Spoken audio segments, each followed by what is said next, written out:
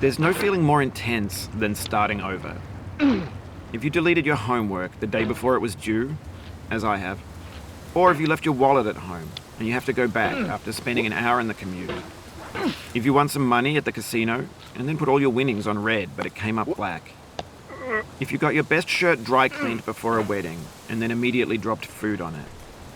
If you won an argument with a friend and then later discovered that they just returned to their original view. Starting over is harder than starting up. If you're not ready for that, like if you've already had a bad day, then what you're about to go through might be too much. Feel free to go away and come back. I'll be here. Alright, thanks for coming with me on this trip. I'll understand if you have to take a break at any point. Just find a safe place to stop and quit the game. And don't worry, I'll save your progress, always. Even your mistakes. This game is a homage to a free game that came out in 2002, titled Sexy Hiking. The author of that game was Jazzuo, a mysterious Czech designer who was known at the time as the father of B games. And B games are rough assemblages of found objects. Designers slap them together very quickly and freely, and they're often too rough and unfriendly to gain much of a following. They're built more for the joy of building them than as polished products. In a certain way, Sexy Hiking is the perfect embodiment of a B game. It's built almost entirely out of found and recycled parts, and it's one of the most unusual and unfriendly games of its time. In it, your task is simply to drag yourself up a mountain with a hammer. And that act of climbing, in the digital world or in real life, has certain essential properties that give the game its flavor. No amount of forward progress is guaranteed. Some cliffs are too sheer or too slippery. And the player is constantly, unremittingly in danger of falling and losing everything. Anyway, when you start Sexy Hiking, you're standing next to this dead tree that blocks the way to the entire rest of the game. It might take you an hour to get over that tree, and a lot of people never got past it. You prod and you poke at it, exploring the limits of your reach and your strength, trying to find a way up and over. And there's a sense of truth in that lack of compromise. Most obstacles in video game worlds are fake. You can be completely confident in your ability to get through them once you have the correct method or the correct equipment or just by spending enough time. In that sense, every pixelated obstacle in Sexy Hiking is real. The obstacles in Sexy Hiking are unyielding, and that makes the game uniquely frustrating. But I'm not sure Jazzuo intended to make a frustrating game. The frustration is just essential to the act of climbing, and it's authentic to the process of building a game about climbing. A funny thing happened to me as I was building this mountain. I'd have an idea for a new obstacle, and I'd build it, test it, and it would usually turn out to be unreasonably hard. But I couldn't bring myself to make it easier. It already felt like my inability to get past the new obstacle was my fault as a player rather than as a builder.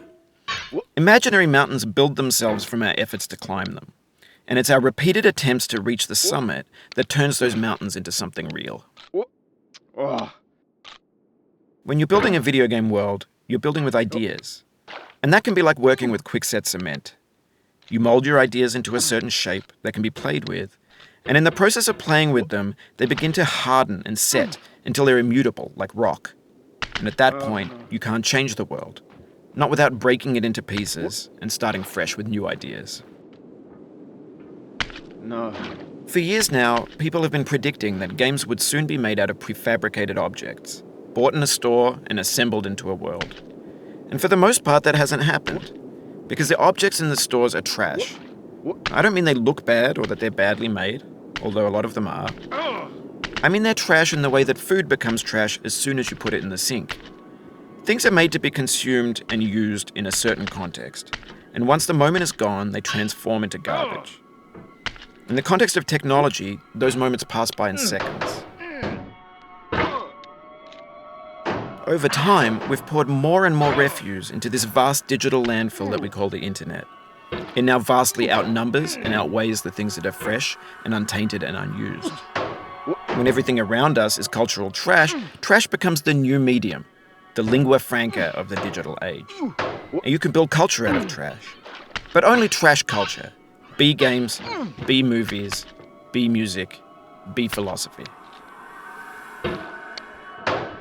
Maybe this is what digital culture is.